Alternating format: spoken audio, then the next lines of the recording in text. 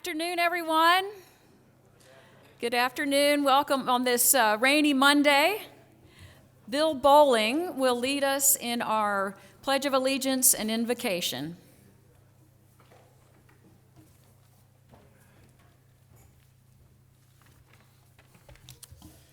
Well, good morning, everyone. Just get in that comfortable place that you find to be in your sacred moment.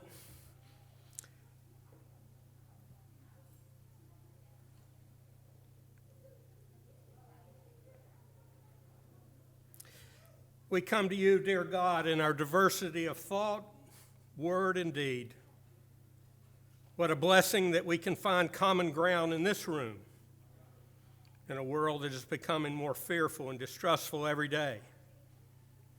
We come as Rotarians in humility, knowing that even with a shared mission to do good, we often fall short. Help us to grow into the opportunities, both individually and collectively, that life has provided us, and the good that we know is possible. Open our hearts and our treasure to generously share those opportunities with others. Let us be more thoughtful before we judge others. Let us be more open to seeing and knowing things in new and creative ways. We pray today to humble our hearts, for the wisdom to make the right decisions, for the strength to take the harder, longer path, and to know that we are not on this life journey alone. Give us the courage to grapple with the ideas and challenges that Larry and Egbert shared with us a few weeks ago. Let us listen and learn and talk among ourselves. Let us organize a way to be a small part of creating the Atlanta way for our times. We give thanks for the food we are about to receive, for the good farmers that grew it, for the processors who got it to the kitchen, and for those that got up early this morning to prepare our meal. In this we ask in your name. Amen. Let us now do the Pledge of Allegiance. We pledge allegiance to the flag of the United States of America and to the republic for which it stands, one nation, under God, indivisible, with liberty and justice for all. Be seated and enjoy your meal. Welcome again to everybody. Thank you so much for joining us today, and thank you also to those of you who were able to be with us last week for our first official Rotary on the Road. The event was a huge success. We've had great feedback. I think people really enjoyed having the chance to mix things up and spend a little bit of extra time with their fellow Rotarians. I think the Falcons may want us to come back again and bring them a little bit more good luck. But in the meantime, our congratulations go out to the Atlanta Braves for making it to the playoffs.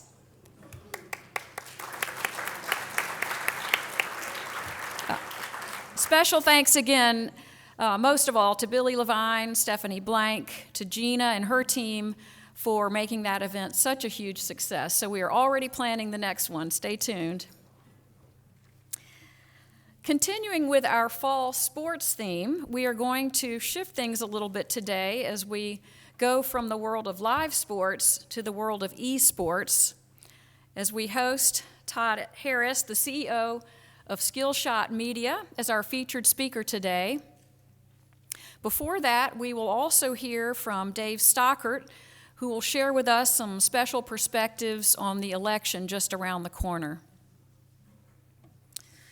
Please join me in welcoming. We have a number of guests. First, several visiting Rotarians, Jill Moore, who is a member of the Buckhead Club and a guest of Lauren Kuntz. Jill, if you can please stand. Also, Emily Hill, who's the president-elect of the Midtown Club and a guest of Glenn Jackson. And finally, our guest who has probably come from the furthest away, Irina Ivashuk, who is from the Ukraine, and a former Rotary scholar in Dahlonega, and a member previously of the Fort Lauderdale Rotary Club. Irina is a guest of Charlie Crawford. So welcome to all of our visiting Rotarians.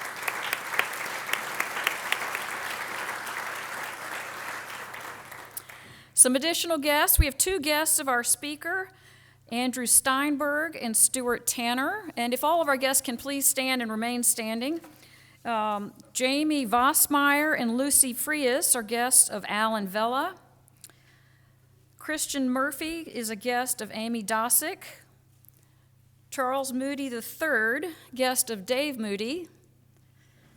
Paul Todd, guest of Bill Todd. And Dwayne Howell, guest of Anna Roach. Welcome to all of you.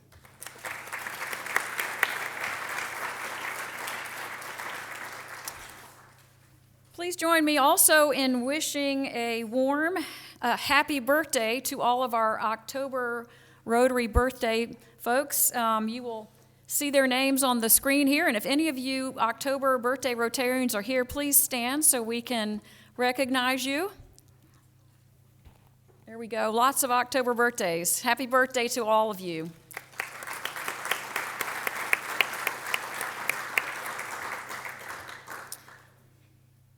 On a sad note, I'm sorry to share the news of the passing of a longtime member of the Atlanta Rotary Club, Tommy Tift Jr.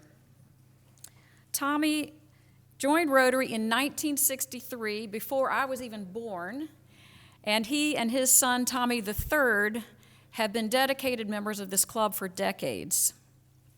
Tommy and his family are legendary Georgians. Their imprint can be felt in Tifton, Georgia, Tift County, Georgia, Tift College, and so many other places around this city and the state. Most of all, though, Tommy was a consummate gentleman, known by so many for his kind, giving, and generous spirit. A memorial service will be held this Thursday. It's October the 7th at 3:00 p.m. at 2nd Ponce de Leon Church. Please stand and join me for a moment of silence as we honor Tommy in our thoughts and prayers.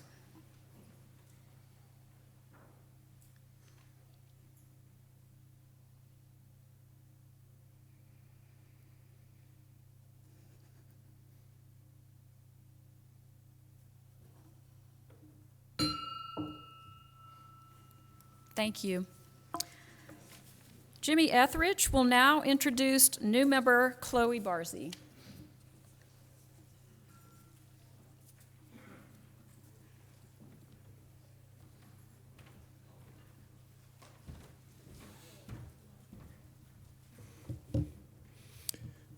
Thank you very much. Great to see everyone here today. I haven't seen this many ties in one room in quite a while, so it's my pleasure today. I'm Jimmy Etheridge, the CEO for Accenture North America, and I'm here to introduce a very good friend of mine, Chloe Barzy. And there's a lot of interesting things I could tell you about Chloe, but let me start with she grew up in Harlem, so kind of on the wrong side of the tracks, as we would say down here in the South. And Chloe was the beneficiary of some wonderful programs for inner city kids, and she seized that opportunity and attended Cornell and then Wharton as part of her academic background. And she has been with Accenture for 23 years, and one of the things that Chloe is very passionate about is giving back to the community, really having experienced firsthand the power of giving to others and to help others along. There's a long list of accolades here for Chloe. She's a member of Leadership Atlanta, Leadership Georgia. She's on the board of the Metro Atlanta Chamber, the Atlanta History Center, the International Women's Forum, and a big community leader for us at Accenture. We have 2,500 people here in Atlanta, and one of the smartest things I did was making Chloe the lead for our Atlanta office, and I know that she's going to have a big impact here at Rotary. So I'm very pleased, along with Doug Shipman and Shan Cooper, to sponsor Chloe. Chloe, welcome to the Rotary.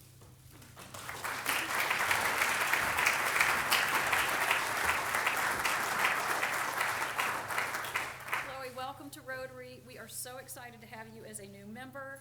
You are going to love being part of this club, and we really look forward to getting to know you. Welcome. Thank you so much. Thank you.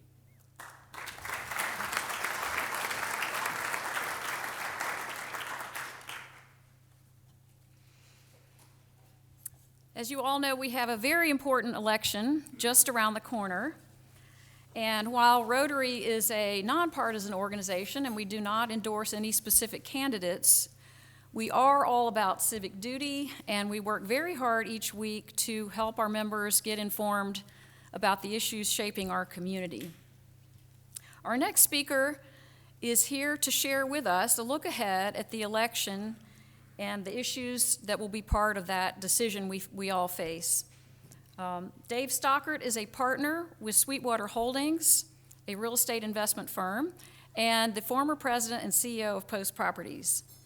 He has a long-standing track record of civic leadership through such organizations as the Grady Health Center, the Westside Future Fund, and the Woodruff Foundation. He also has many initiatives that he's been active with, including, as you all may remember, the T-SPLOST initiative many years ago. So we are very grateful for him being with us here today as he helps us gain a further understanding of some of the issues we face in this upcoming election. Welcome, Dave.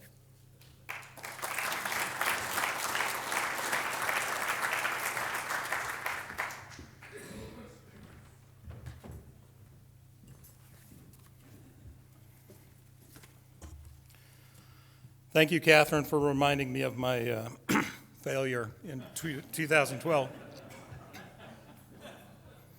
But actually that's a different story. But in failing, I think we actually came out on top. So we're going to try and avoid that this time. It's great to be here at Rotary and to see so many familiar faces. I'm here in part, I suppose, due to my role as chair of the Buckhead Coalition.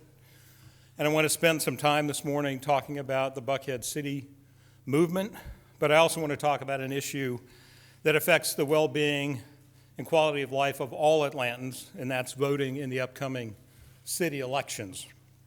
In the November 2020 elections that just passed, we saw tremendous passion and engagement, and voter turnout in Fulton County was about 65% of registered voters. And those same passions are already being unleashed around the midterm elections of 2022. And yet presidents and senators and House members can't really do much about the kitchen table issues that affect our lives day to day. Those issues like crime, the quality of our schools, safe and well-maintained streets and sidewalks, parks, zoning, waste management, liquor licenses, code enforcement, affordable housing, and managing growth and gentrification all happen at the local level. And we feel those impacts every day.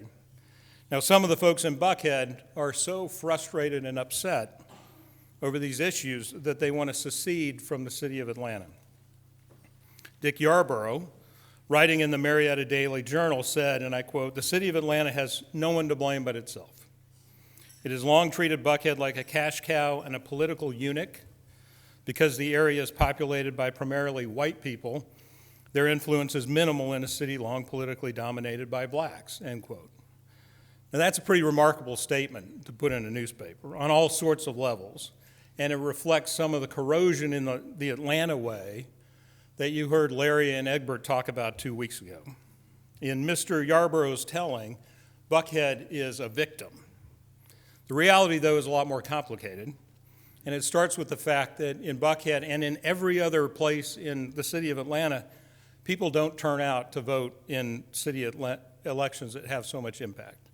In the last city election in 2017, there were roughly 290,000 registered voters in the city of Atlanta, and a little more than 90,000 of those turned out to decide the next mayor and city council, a turnout of just under 30%. So much less than the 65% I just referred to in the national elections in 2020. And in fact, in the last two contested mayoral elections in 2017, 2009, the challenger, Mary Norwood, both times, she lost by less than 800 votes each time. And if nothing else, Mary was from Buckhead. Mary Norwood, in Buckhead, there are about 70,000 registered voters. And at least 60% of registered voters didn't vote at all in 2009 or 2017. Mary Norwood needed 800 votes, and more than half of Buckhead didn't turn out to vote at all. Improving turnout by 2 or 3 percentage points would have swung those elections. Now, I don't say that to advocate for Mary Norwood or any other candidate. I just point out simply that no part of Atlanta, especially the parts that have resources, should ever think that they are powerless to affect change in city government. It just takes motivating citizens to get out, get to know the candidates who are running, and turn out and vote. In a lot of ways, we get the government that we deserve. Folks in Buckhead have every right to be frustrated and angry. The current situation's not acceptable. But the issues facing Buckhead are the same issues facing the rest of Atlanta. Violent crime is up very sharply in Zone 2 in Buckhead, but it's up very sharply in every other zone in Atlanta. Trash and recycling collection and the condition of streets and sidewalks and parks are all inadequate in Buckhead and the rest of the city. Blanket zoning changes affect all of Atlanta's historic single-family neighborhoods. But to carve Buckhead out of the city of Atlanta as an answer to these problems would just lead to bigger problems. It would create a roughly $100 million hole in the city's budget, and the cityhood people downplay the impact of that loss by overstating the size of the city budget by including the dedicated operations of the airport and watershed management.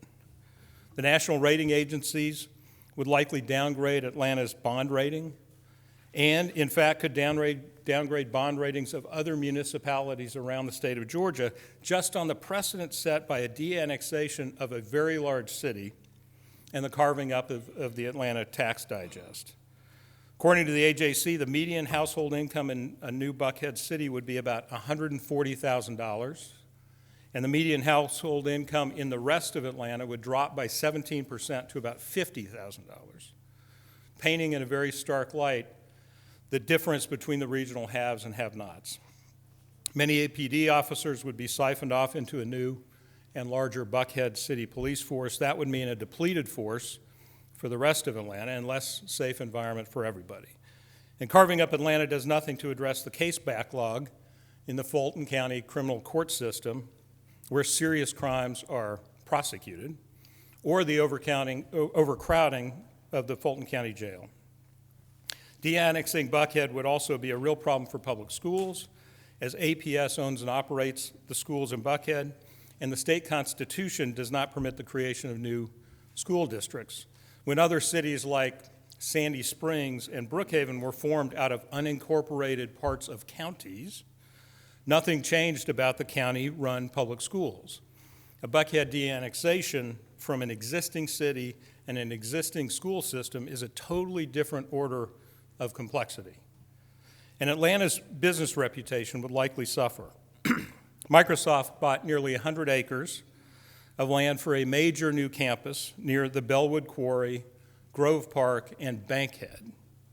They did so in part because of Atlanta's place as one of the most genuinely diverse, rapidly growing cities in the Sun Belt, and the home to some outstanding HBCUs. Microsoft has bought into the Atlanta way. Now, a group has been formed called the Committee for United Atlanta to educate on the impacts of Buckhead de-annexation. Two of your members, Linda Klein and Eric Tannenblatt, are deeply involved in that effort. Linda is co-chair. There's a lot more information on that on the website of our committee, committeeforunitedatlanta.com, and I hope you'll check it out. Take this issue seriously and get engaged if you're not already. Right now, the legislative process is being driven by state legislators representing districts outside of Buckhead and outside the city of Atlanta. And if a referendum were put on the ballot, only voters inside the proposed new Buckhead city would get to vote. The rest of Atlanta would not. Now, Buckhead is clearly a vibrant part of the tapestry of neighborhoods that makes Atlanta special, and Buckhead residents and businesses deserve to be heard on the deeply felt, heartfelt concerns that they have about how things are run. But those concerns are not unique to any one part of Atlanta. They're common to all the parts of Atlanta. And to that extent, we're all in the same boat. So on your tables is a sheet that looks like this, and it's a guide. It's a starting place. But what it reflects is the outcome of some interviews and questionnaires that were conducted by a different committee, the Committee for a Better Atlanta, as opposed to the United Atlanta, but the Better Atlanta Committee. That committee is made up of businesses and civic organizations that have vetted the candidates running for the city offices that can have a lot of impact on how Atlanta's run and in your lives day to day. At the Buckhead Coalition, Eric Tannenblatt and Jim Durrett also led a series of interviews with a good number of these candidates on this list, and those of us who participated in those interviews came away optimistic and encouraged that there are good people with good ideas about running and serving the city to address the issues of profound importance to all of us. So those candidates deserve a chance to fix what's broken at the city, and I hope that you as leaders in the community and in your own organizations will do what you can to encourage people to learn about the candidates and to get out and vote in this upcoming election.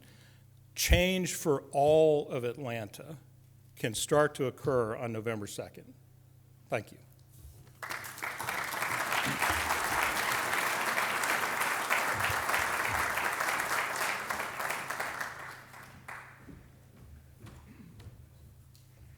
Thank you so much, Dave. With such an astonishingly low number of voters turning out for our local election, we have such an opportunity to make a difference and such a responsibility to make a difference. So thank you for helping further clarify those issues for us. As you all know, there are so many forums and polls and opportunities to learn more about the candidates and the issues. There's one even this Wednesday, a mayoral forum focused on children and families, this Wednesday at 5:30 p.m. Gina can get you more details about that if you would like to follow up with her following this program. But again, there's so many different opportunities, and I hope we can all continue to stay plugged in and engaged as we get closer to the election. It's now my honor to introduce fellow Rotarian Jeff Stepakov. Jeff developed, launched, and currently directs the Georgia Film Academy, and he is truly one of the superstars of Georgia's $9 billion film industry. He is an award-winning writer and author and has a 30-year career in the entertainment industry. As part of that career, he has also spent a good bit of time in the digital arts space, which gives him a very helpful perspective on our program today and our speaker today. I have to say as an aside that in addition to being a fellow Tar Heel, one of my favorite things that I like about Jeff and that I remember when he was joining us as a new member is that he likes to make forts with pillows in the living room in his spare time. Don't know how he has any spare time. But please join me in welcoming Jeff, who will introduce our featured speaker. Thank you.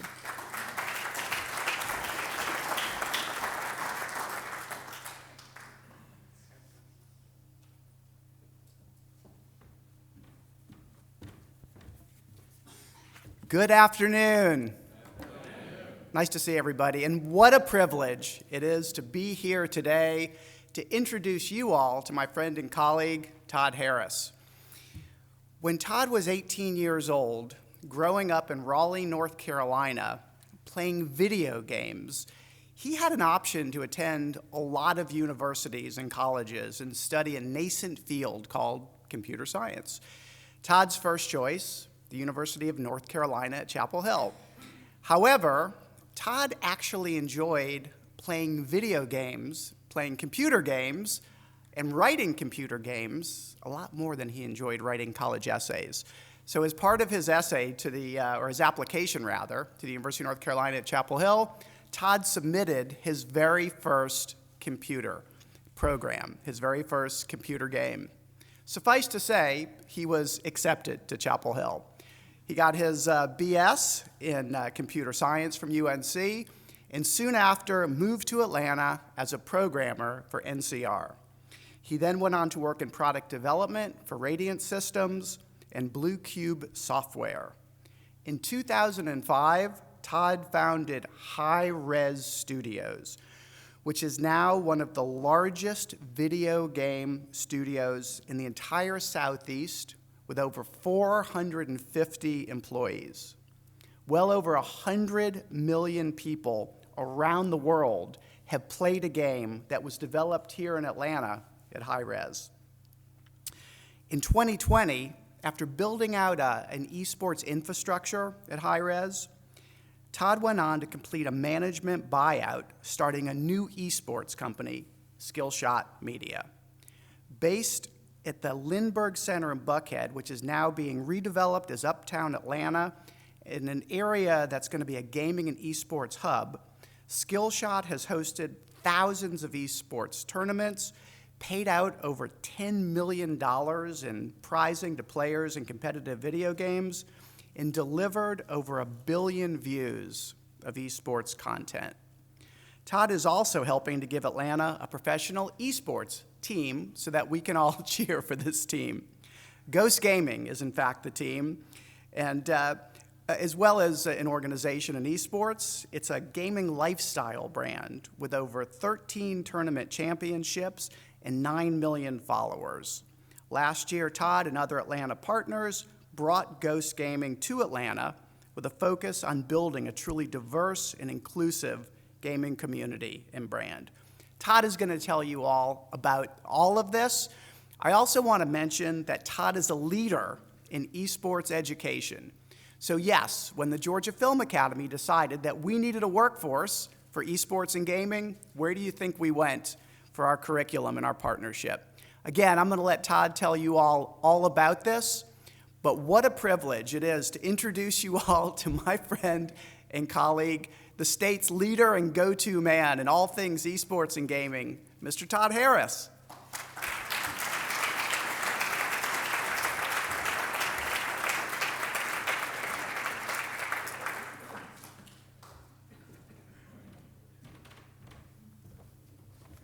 Thank you, Mr. Stepakov, and thanks to the Atlanta Rotary. I mean, this is really a pleasure to be here at an organization that has such a great history of service. And by a show of hands, how many people in the last week played a video game? More than expected, but now think to your children or your grandchildren and speculate. By a show of hands, do you think they played a video game in the last week? Okay, yeah. So that's what we're going to talk about, really, is kind of this generational gap. And I hope that I can serve as a bit of a bridge around educating all of you around this new nascent industry that's so important, not just economically, and I'm a business person, so I'll talk about the business of the industry. I'm also a parent. What does gaming mean for your child? And more than that, I'm a citizen of the world. And so like you, I think a lot about how to make the world a better place. And so you might have walked into the room a bit skeptical about games and esports, but I'm going to see your challenge and I'm going to raise you. I hope that by the time you walk out of the room, you are going to understand that gaming, when implemented correctly, truly will make the world a better place. And my reason for being here is to enlist partners in making that happen. So before I start, of course, thank you very much to Mr. Stepakov for that introduction. I also want to acknowledge Katie Kirkpatrick from the Metro Chamber, who's been such a supporter of this new industry, and then the two guests that are partners of mine at Ghost Gaming. So with that, about 2 years ago, before COVID, I was in Arthur Ashe Stadium, where the US Open is played. I was there for the World Championship of the game Fortnite. Familiar with Fortnite? Yeah, it's kind of broken through to the mainstream. And this Fortnite World Championship, I had to walk through first 50 production trucks, the biggest event production I've seen outside of the Super Bowl. I saw young children dragging their mother and father. I saw mothers and fathers dragging their young children. It was truly a family event. Over the course of that weekend, $30 million were dispensed. One 16-year-old kid, under the name Booga, walked away with $3 million, becoming a millionaire overnight. He was on The Tonight Show that night. He was on the Today Show the next day. Fortnite and that $30 million prize, that's not even the largest of this sort of event in esports. This week, tomorrow in fact, another competition will launch from a game maybe you've heard of called League of Legends. League of Legends will have viewership that rivals the Super Bowl. Close to 1 million individual humans will watch and experience and cheer for League of Legends. And then later this week on Thursday, another game that you probably haven't heard of, Defense of the Ancients 2, Dota 2. It'll take place in Europe, and that game will have a $40 million prize pool. So clearly, for some reason, you may not understand why, a lot of people are competing and putting economic resources behind this competitive activity called esports. And fortunately, here in Atlanta, as I mentioned, the Chamber, the Sports Council, also has recommended or recognized the potential to bring that sort of economic impact here through events. And so with that, I'd love to take you all to an event. It's the best place, best way to experience this, but the next best thing is watching a video. So if we can see a video that has some event footage, all of this was shot in and around Atlanta.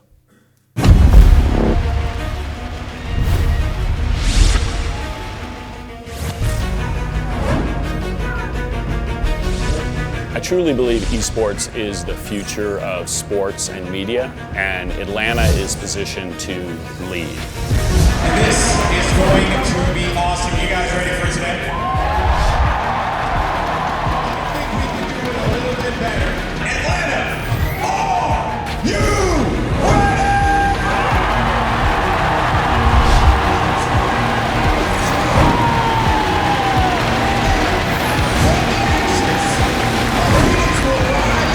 Our mission is to generate sports impact in our entire community by recruiting and hosting major sports events. We've had a great run of traditional sports. A Super Bowl we hope to have every 10 years. The World Cup, we want to have it in 26, but esports is an annual impact each and every year. So in the spirit of being forward-thinking, and looking at what's here, what's now, and what's next, we see esports as that opportunity. We're great at going after the traditional sports. Now let's really start thinking about the future and esports as an industry, and how can we kind of wrap that within our work. Gaming as an industry is massive. It's $140 billion globally, so actually larger than the film industry and the music industry combined. And around Atlanta, we've really seen gaming explode. Atlanta is actually the #1 ranked city in terms of a gaming environment.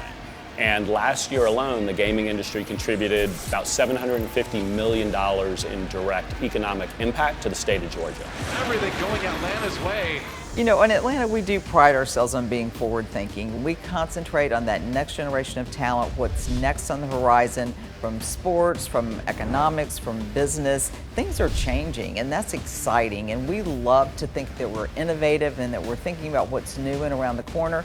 And esports, frankly, a few years ago felt like it was new and around the corner, and now it's here. It's what's now, and we like being a part of that. There's the boom from that party! Over the last year, Atlanta has led with some of the largest traditional sports events and also in this new emerging form with esports. That's why we're super excited these worlds are coming together in the formation of the Atlanta Esports Alliance.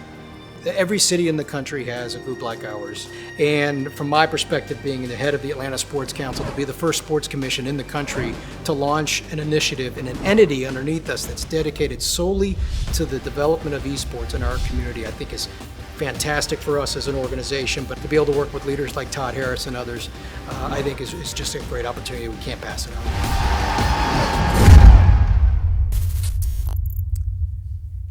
So esports, first of all, what is it? We're really talking about video games played at a very high level of competition, often in front of spectators. That's really what we mean with esports, structured competitive play of video games.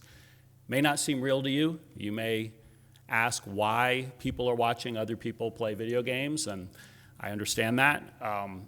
Think about yourself watching golf, though, or football, or NASCAR. At the end of the day, these are individuals that are displaying mastery, teamwork at an extreme level that's entertaining, more entertaining at this point than just about any other media form out there. Esports is the most visible tip of a pyramid, an iceberg, if you will, which is gaming.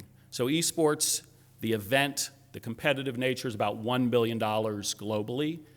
And the gaming industry, we made that video 2 years ago. Those stats are now out of date. It's well past 140. It's $180 billion for gaming. And again, for context, all of the film industry and all of the music industry, or another comparison would be all of the film industry and all of North American professional sports put together. Gaming is larger than that, and it's still growing. It's growing on every platform. It's still growing on the personal computer, still growing on the device in your living room, the Xbox or the PlayStation. Of course, it's growing the fastest on this device, the computing device that every young person is growing up with. There are now 3 billion gamers. Half of the world almost is gaming, and it's only because technology hasn't gotten to the other places yet. So in terms of economic impact, this is very big, it's very real.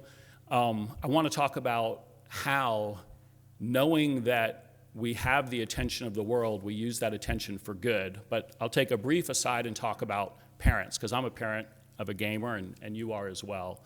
And I would say that while, like any activity, gaming can be taken too far, it can be done to excess. When done with the correct structure, it is a force for good and for positive character development. And I would challenge you to think of it the way you might think if your son and daughter was engaged with a traditional sport or an intellectual activity like chess. You could play too much chess, but chess is basically an intellectual sport, and it teaches discipline and mastery. The additional benefit with esports is many of the games are played in teams, so you get a component of teamwork. And I was listening to a past Rotary session from the gentleman from Georgia State talking about he has seen that teamwork is just not taught as much in school today. The social emotional learning, the soft skills, communication skills, teamwork, unless you happen to play a traditional sport, you may not gain those skills as a young person. And these are skills that gaming can and does deliver when administered the right way.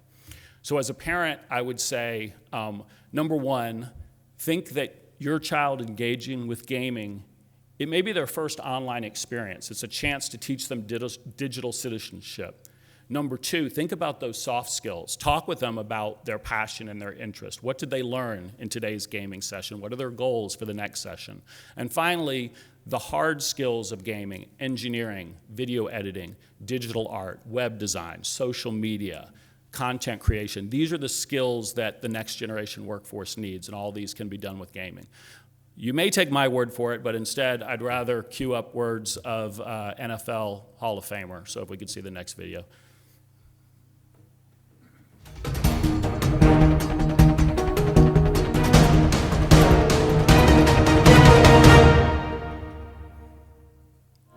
All right, well, we're here with Steve Young.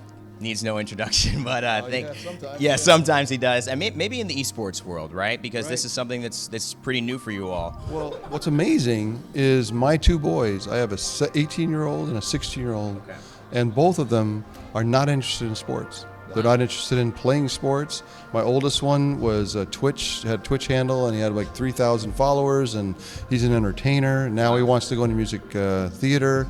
And he's a gamer, and then my younger one is 100% gamer. He wants to go to school for it. So for me, I've had to transition and see the incredible possibilities that SkillShot and other companies are providing an opportunity for jobs in the future, for professional.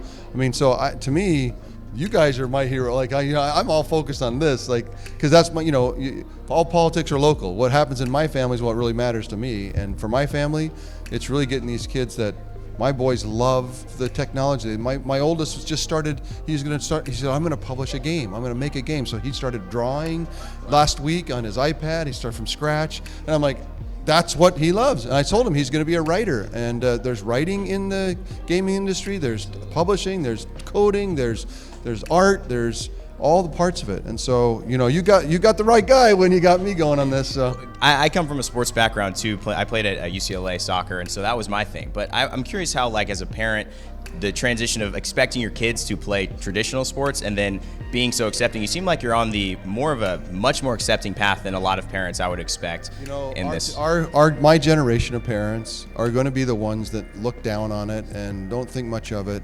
And the next generation will recognize what the truth is. This is a tremendous opportunity. Now, are there issues that you have to be aware of? Like anything, you can overtrain in soccer. Like anything, it can get out of whack. Right. So to me, the opportunities, parents need to see that there's incredible opportunities in the gaming industry for their kids that love it. That's an attraction, and the parents know it. It's like, my kid and in a way that's just, and so use that as a stepping stone or a leg up to all these other publishing, art, writing. It's all part of the gaming industry that you can use this fixation, this fascination with gaming can leap into all these other places. That's why the parents today, my age, need to recognize that do not be late on this, because you're just being truly old-fashioned. It is, and I'm not trying to say something, I'm trying to fool you or fake you out. This is like something that you need to get on board with, because the opportunities are immense. Wow, I mean, no introduction and no words after that. Thank you so much, Steve. Drop the mic, exactly. Thank you so much. And if you look inside, the imagination has certainly been fulfilled here. My son's in there right now. Yeah, he's in there right now gaming. All right, well, thank you so much. Okay, you bet. Take care, you guys. That's a great transition to the final set of thoughts I'd like to share with you, which is from parenting to impact. Again, to how can we leverage this thing that has the attention of the world for positive impact. And so that video was shot a couple years ago when Atlanta hosted the Super Bowl. And it was shot, some of you may know Dr. Lonnie Johnson, an amazing individual here in town, inventor of the Super Soaker, many robotics, 100 patents to his name. And he, for a long time, has served robotics to at-risk youth out of his center and just doing amazing work. And we looked at the fact that the Super Bowl was coming and that facility and how we could work together to create lasting impact.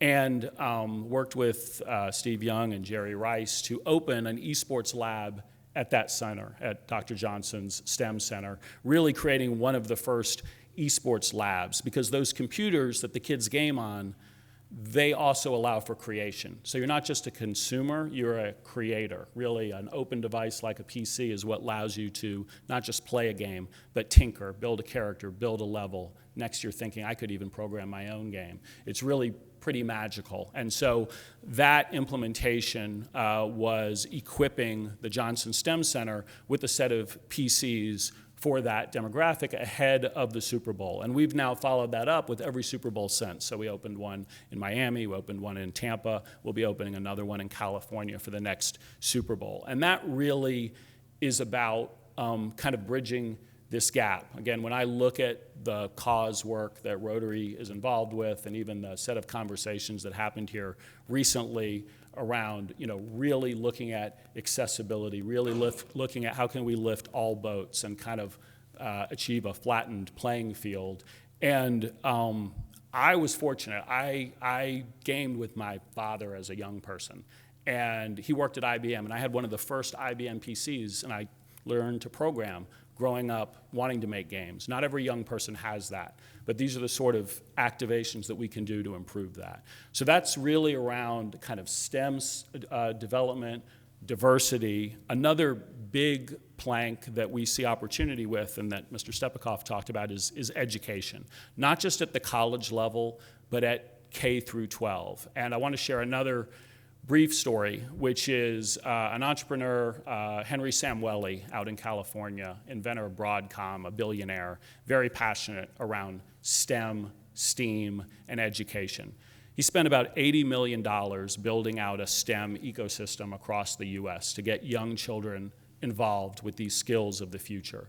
And it delivered some great results, but actually, after about a decade, they looked at it and saw, at the end of the day, they were mainly reaching young white males. They weren't actually moving the needle with more female creators, people of color.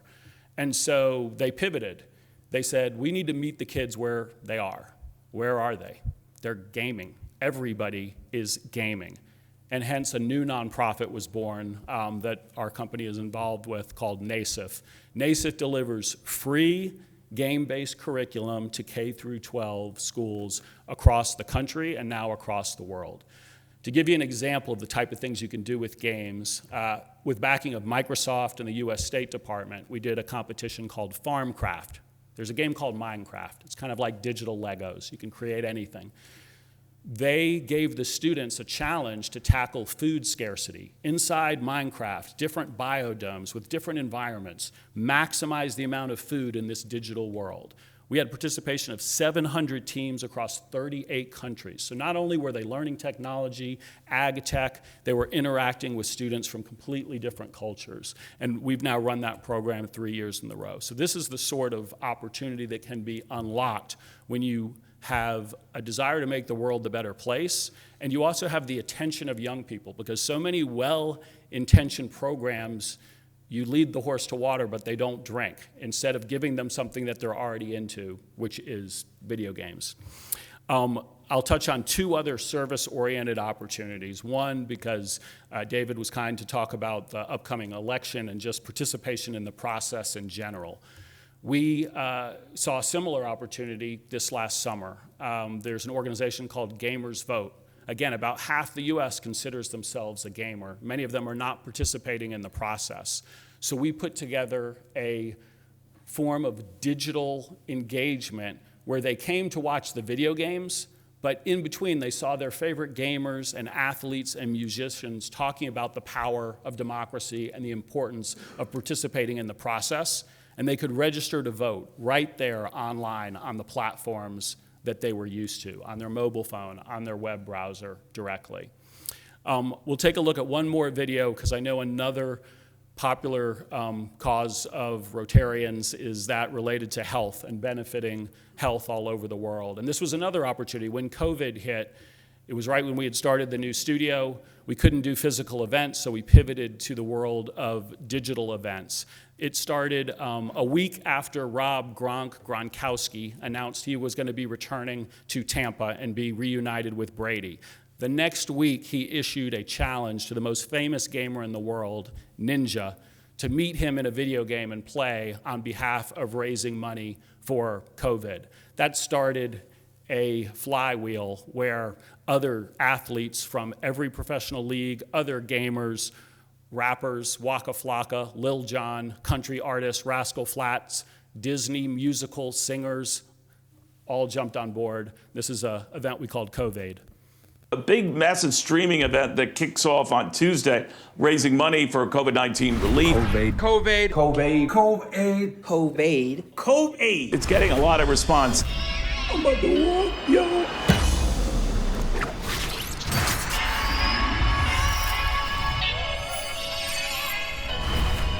Welcome to COVID, a live streaming gaming, esports, and music charity event supporting the fight against COVID-19. I'm one of the hosts, Aaron Ashley Simon, and joining me is my tag team partner, Michelle Morrow. Oh, yeah. Oh, my God.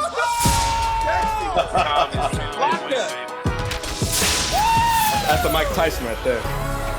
Oh! The smallest mistake will cost you. There's action all over the place. I'm just trying to keep up with it here. This is gonna get exciting. We'll take that. We'll take that. These guys are playing it seriously right now. Oh my gosh. I don't even think that player knows what just happened to them. here putting on a clinic of clean edits and shots right now. 2 lucky people will win a Creator PC. For Warzone, definitely. This PC's got some awesome specs. Are you guys fighting right now? Yes.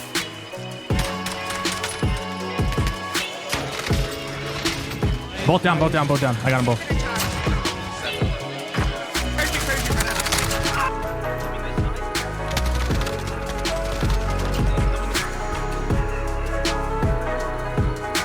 What would a big day be without a halftime show? And what would a halftime show be without performances?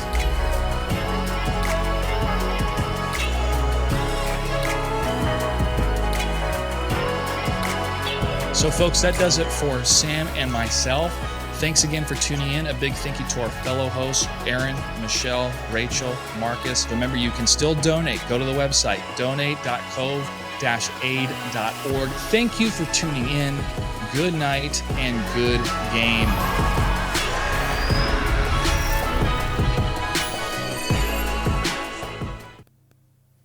So just example of some of the magic that we can do. Again, that event raised about $400,000 for AmeriCares, Boys Club of America, and want to thank DoorDash that said they were going to deliver a meal to someone in need for every viewer that we got, over 1 million viewers, over 1 million meals. And so we're just getting started. I mean, this is the birth of a brand new media form, a brand new form of sports, albeit digital electronic sports.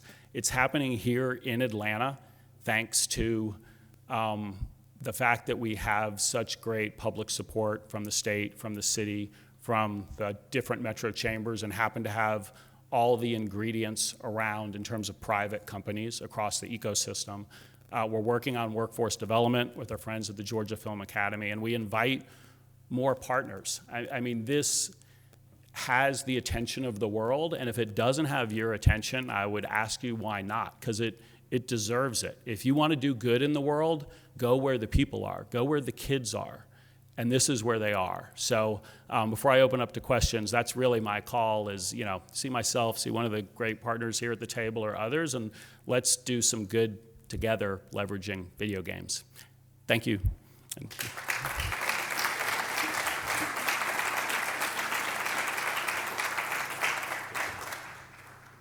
We do have time for a couple of questions for Todd.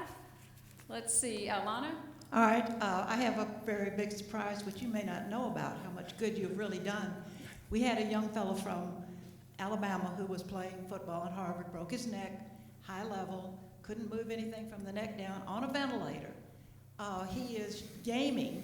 Our therapist rigged up things, so he has switches here on each side of his head. He can play the games, and he is very engaged. It gave him something to grasp and have fun with.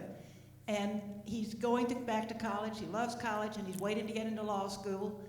And to his parents' amazement, he's making money so he can pay for all his college.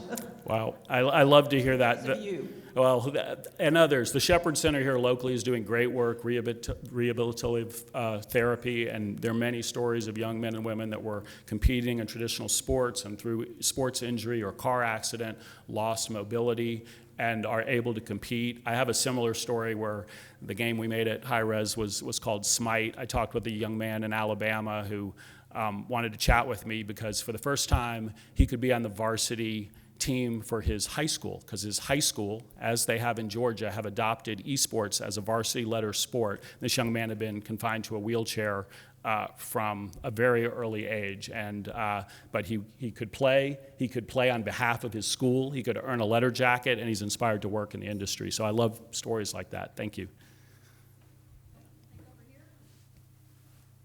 Yes, just a quick question. When you talk about esports, the fighting game community always kind of seems to sit on the right side, even in the presentation. So, you know, you have your Fortnites and all your other team-based games. But the fighting game community is not usually represented, which is kind of a shame because it's one of the most diverse communities that you have, and there's a lot of places where you can play here in Atlanta. What is it going to take to blend or bring in the fighting game community into esports as a whole? Yeah, shout out to 404 Gaming, another great fighting game community. So you're right, even the fighting game community doesn't even tend to like the term esports, but I think it's just a matter of time. I think that one, not to get too much in the industry weeds, but it actually gets a little into the business model of the game publisher. The game publisher is the entity that makes the game. They have the most power in the whole ecosystem. And when a game is a free-to-play business model where you want to have players for decades, then supporting esports extends the life of the game and draws more engagement, and that delivers financial return to the publisher. Most fighting games are not that business model. They happen to be for the console, and they're pay once. You know, you get the new Street Fighter, you get the new Tekken, whatever it is, and because of that, those publishers don't inject as many economic resources because they don't have as much incentive to keep you playing. So I think what is really going to change is when new publishers have free-to-play business models. So here locally, Blue Mammoth with Brawlhalla, that's a free-to-play game, and that gets a ton of support by our company. We actually did an event 2 weekends ago out of Lindbergh, 50,000 concurrent viewers. You know, we were running it out of a tiny little room, 50,000 people for 6 hours a day. And Riot is also working on a new free-to-play game. So when the publishers have free-to-play versions, I think you'll see a lot more support. But Atlanta leads in the fighting game community. We have some of the best players in the world, so it's another unique asset that we have here. Zach? Is there an addiction component to these games? Yeah, it's a good question. And so it's been looked at a lot. I think it depends on what you call addiction. Certainly there's no physiological addiction, but can they be played to excess? 100%. They certainly can, as any activity can. And so I encourage, as the parent of 2 gamers and other parents, I would encourage people to take a look at that and emphasize balance. And in the same way you could be playing too much chess, too much sport, or too much of a musical instrument, every household has to look at, what makes up a balanced contributing member of the family and make sure those needs are being met. So I think that, that's just a watchword for any activity. I would also, if in your household, I would always say when you're engaging in gaming, it's replacing some other activity, and look at what that is. Because in many households, what it actually replaces is the passive consumption of TV. And so games are unique from any other media because they are not passive. When you are in a movie, you are sitting back and watching.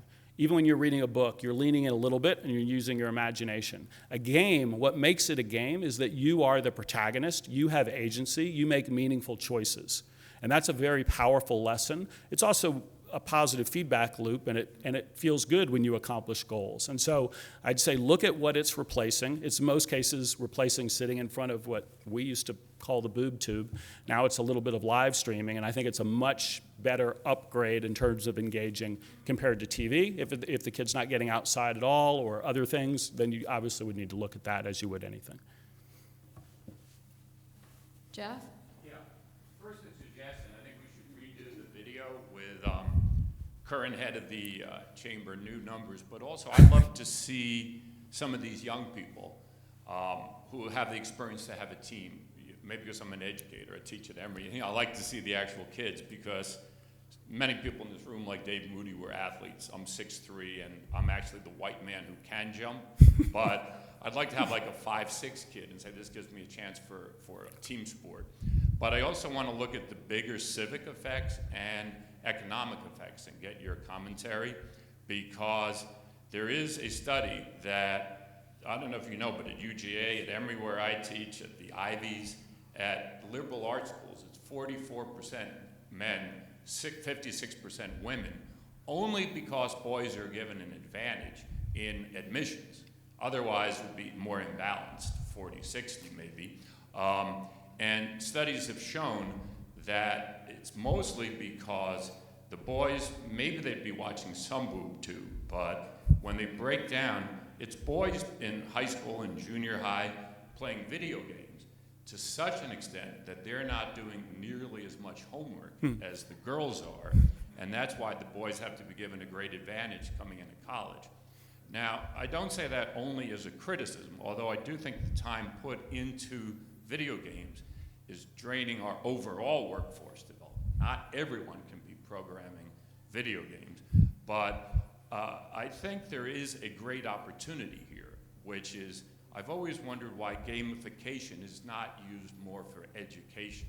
If the kids are totally into games, maybe that's an opportunity for Atlanta. Why don't we become the world center of using games, since we have all this expertise, to get the kids who are somewhat hooked on games a chance for a deeper level of education?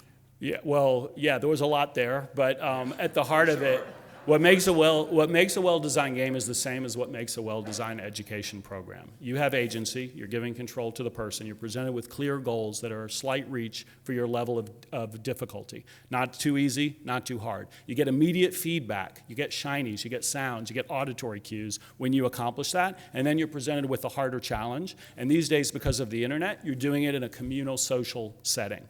That is the definition of good education, and we need more of that. So yes, the reason I'm wearing a Fitbit is gamification. And schools are going to learn from games. It is not an if, it is when. And so yes, what organizations like NASIF do are basically project-based learning that happen to use video games and virtual worlds because it's the most effective way to get positive student outcomes.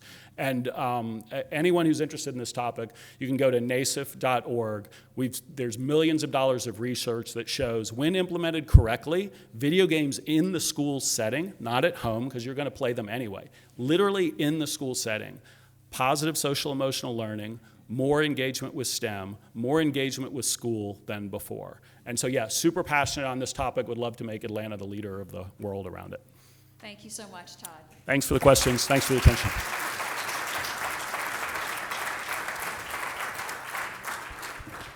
Todd, you've given me a whole new perspective on my 16-year-old playing Rocket League. Thank you especially, though, for taking all of that incredible success and also doing such great things for the community and for the world. We really appreciate your being here today. Next week, we are off for Columbus Day, and then we'll return the week after that to hear Michael Lomax, the President and CEO of the United Negro College Fund. Hope you all enjoy the week and have a great Columbus Day holiday. Thank you.